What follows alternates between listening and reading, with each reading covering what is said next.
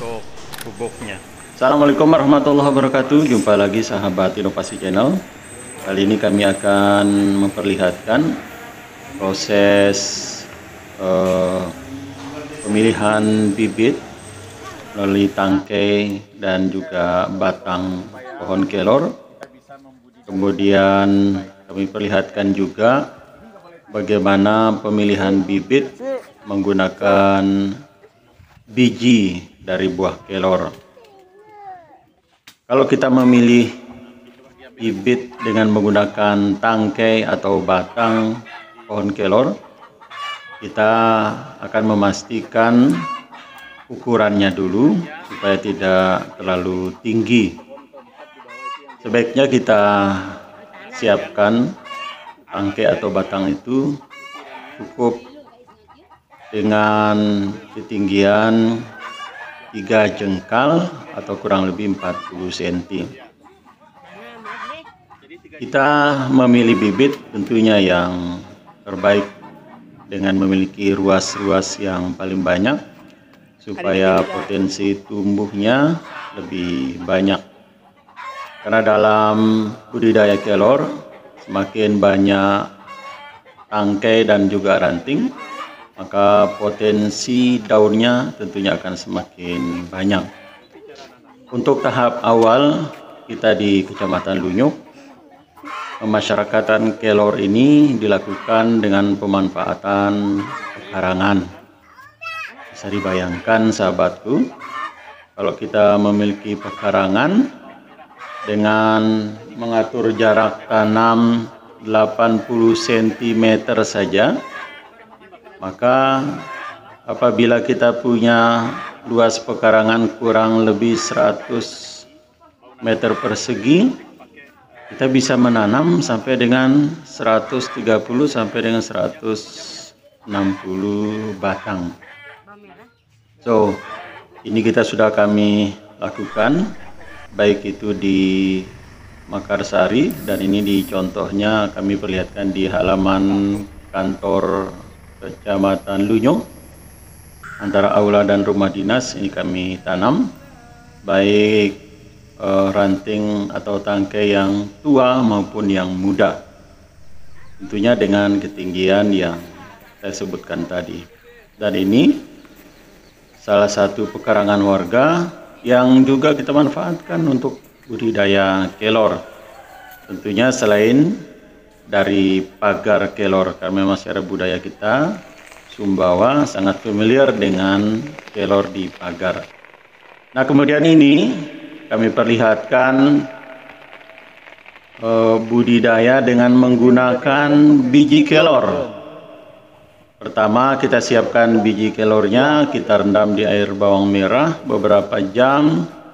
Kemudian kita letakkan langsung di persemaian atau langsung juga ke polybag. Nah, kurang lebih nanti umur 3 bulan insya Allah kita sudah bisa panen dengan ukuran tinggi dari batang pohon ini kurang lebih 2-3 meter. Nah, ini pertama kali kami budidayakan ini di Karanganyar. Nah, ini baru satu tepatnya di rumah. Dusun Karanganyar, Desa Lunyuk Raya. Tempat tanam ini Sahabat, bahwa ada 4 rumah ya. sangat terbuka peluang bagi kita apabila kita 5 ya. mulai melangkah. Ada 5 ya. Nah, ini kita bisa menyemai dalam pekarangan kita sampai dengan 1000 bibit pohon yang bisa kita tanam kelak. Nah, ini kami pun pernah melakukan roadshow sampai ke Sumbawa Kota untuk memasarkan ini. Dan kita lihat ibu-ibu bergembira sekali untuk menanam batang kelor ini di pekarangan, tentunya untuk kebutuhan keluarga dan sisanya nanti bisa dijual. Nah, seperti yang kita lihat, ibu ini sangat senang karena selain di pekarangan juga di pagar kebunnya. Ini cara digantung, dan ini hasilnya sudah dikarungkan setelah dikeringkan kurang lebih 3 sampai dengan 4 hari di suhu ruangan. Kita hindari di luar ruangan kontak langsung dengan matahari karena dia pasti akan hitam.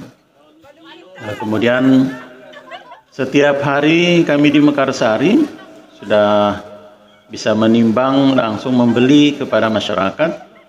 Nah, ini dikoordinir langsung oleh Pak Kadus Mekarsari dan juga Pak Kades Desa Prung, Kecamatan Lunyuk.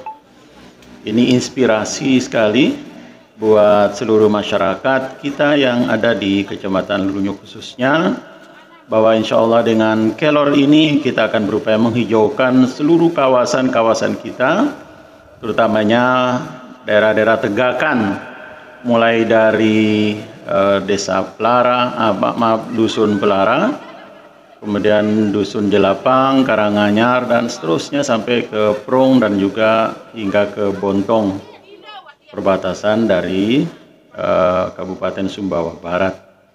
Nah, harganya cukup lumayan.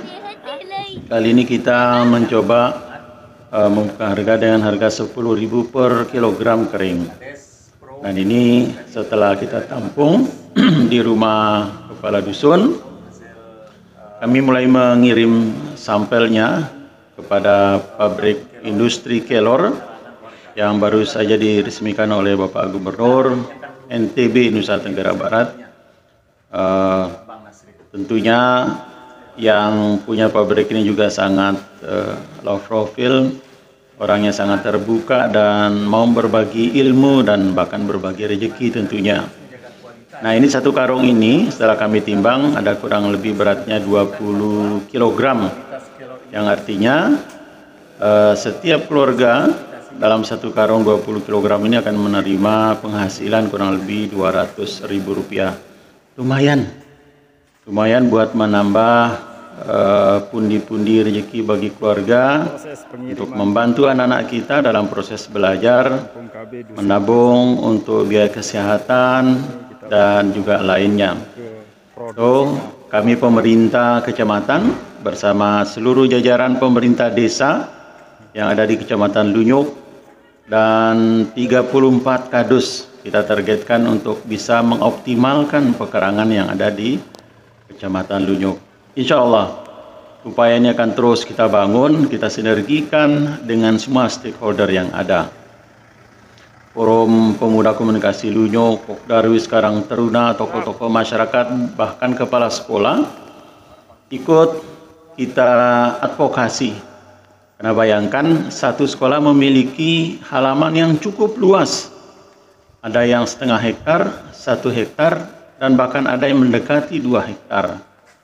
Salah satu contohnya ada ya di Dusun Sukajaya, Desa Lunyuk Raya, dan juga ada di Bontong dan lain sebagainya.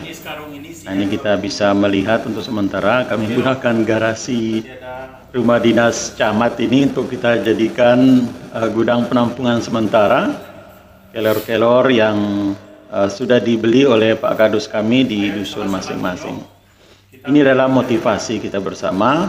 Semoga dengan ikhtiar dan niat baik dan tentunya cara-cara yang sederhana ini kita sekaligus bisa memberikan solusi bagi keluarga kita, bagi lingkungan kita, bagi hijauan kawasan-kawasan kita.